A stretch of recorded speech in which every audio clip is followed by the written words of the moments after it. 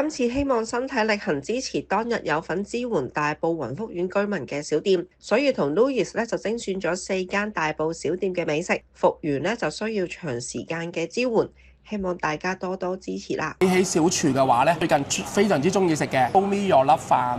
炒底啦，得佢整得好好嘅，其實餸湯我都會推介嘅。日東餃子咧。番茄薯仔魚湯嘅，即係冇味精嘅魚湯啦，整嘅餃子啦，另外佢嘅黐飯啦，佢嘅黐飯應該係成個大埔我認為最好食嘅。和昌金廚啦，有傳媒都講過佢嗰個客家鹹雞係全香港最好嘅，同埋佢嗰個紅棗糕亦都係比較獨特啲嘅。多多我就佢嘅蒸蠔啦，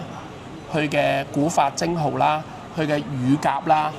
同埋佢嘅豬扒，同埋佢個冇味精嘅例湯，咁我覺得咧都好值得大家去嚟到探我哋大埔啦，感受到小店嘅話，我覺得呢幾間或者頭先嘅食物都可以做得到。